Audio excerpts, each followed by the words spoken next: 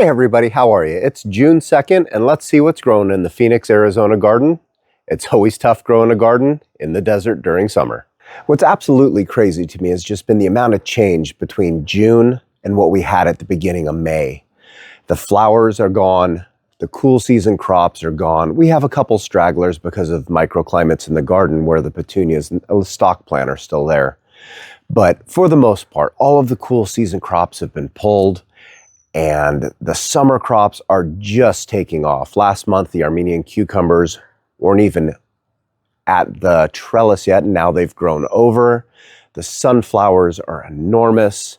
We're starting to get the loofah plants. They're growing over the archway. It's just been a wonderful amount of growth, and I can't wait to show you in the garden. I'll be sure to link to either a video in the end of the credits or also above right now in the cards, just so you can see the difference because it really is staggering. All right, let's get on with this. Today, we're going to go through the main garden and also the side garden. Let's start over here. The side garden comprises some red zinnias. We've got some Malabar spinach down here that's starting to grow up, and you can see the beautiful red vines. We've got the same Malabar spinach on this side. It's a little bit farther behind, but it's trying to climb up. The red zinnias, the cut green onions, we've got oregano, and then the massive one here we have is a loofah plant. This is my first time growing loofah, and you can see it growing over the archway. The loofahs are starting to form. And they're right there. And as we crawl all the way over, you can see the loofahs also starting on the second plant over there. Right now, we've got bees that are hopefully pollinating for more. In between this archway, we have a potato patch. This is sweet potatoes. This one's taken off pretty well. And you can see where we got some older potatoes that apparently I didn't dig out, but I'm going to just leave them in there and run an experiment and see if they go over the summer. This sweet potato patch was strange. The back of it did very well, but the front of it just looks like it's hurting. So what I did was I put a couple okra plants in there just to fill in the difference. As we come back around, this is very similar.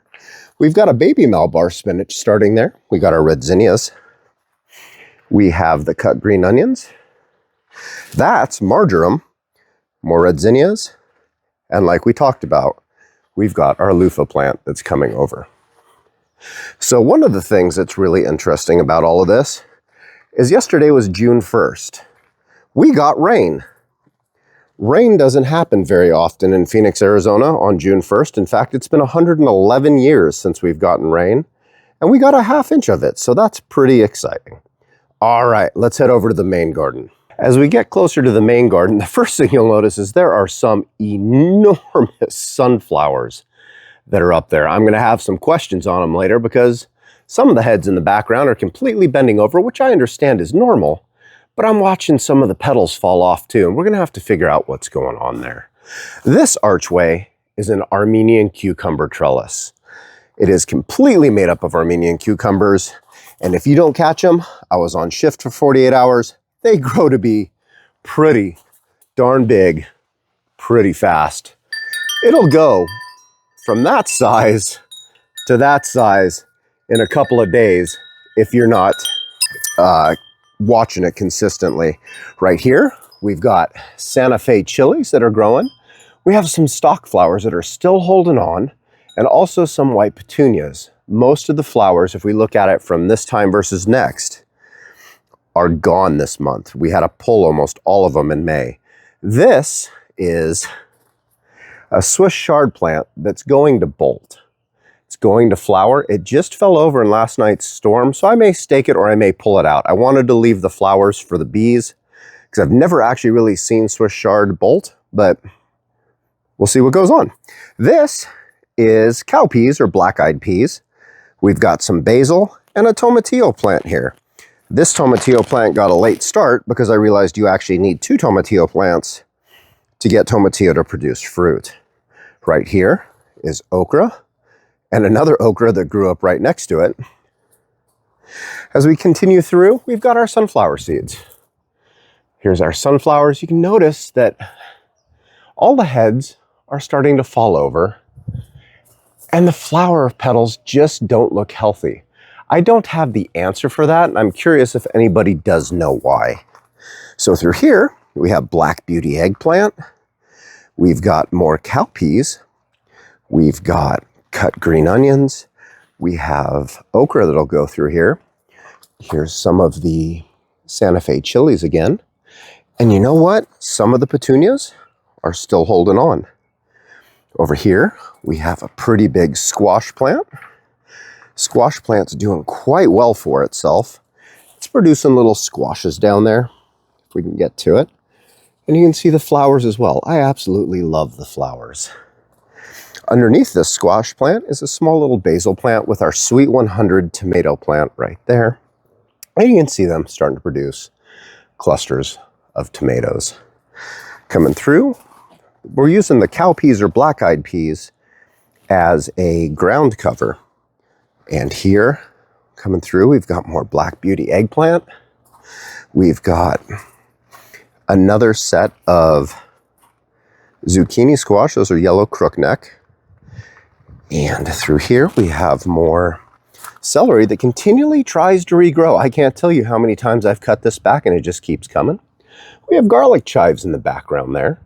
These are another okra plant. Looking up are our sunflower plants. They're huge. They're massive, actually. And they do a great job of casting shade for all of the plants underneath. This is a coreopsis flower, geranium over there, and we've got another tomato plant. We'll come up underneath.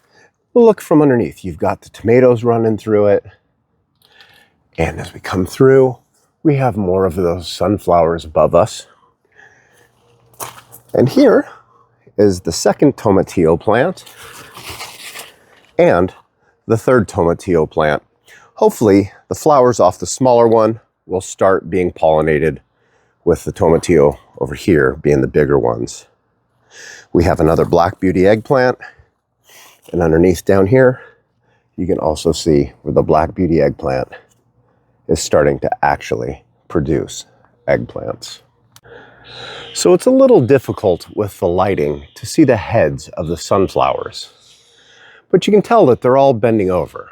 They're all drooping. I've grown these a lot, and I'm used to seeing the heads bend over, but to the amount that they are, seems a little strange to me, and I don't normally see the flowers drooping like that. I'm also starting to see where parts of the inner flowers are also disappearing. This is all new to me. So if anyone has any suggestions for the sunflowers, I would really appreciate it, because that's just different than what I'm used to seeing. Now, it might be within the norms of what's supposed to happen for sunflowers, but it's the first time I've seen them go that quickly. So if you've got anything, I'd appreciate it. I want to thank you guys for joining me on my garden tour, and I hope you guys have a wonderful June.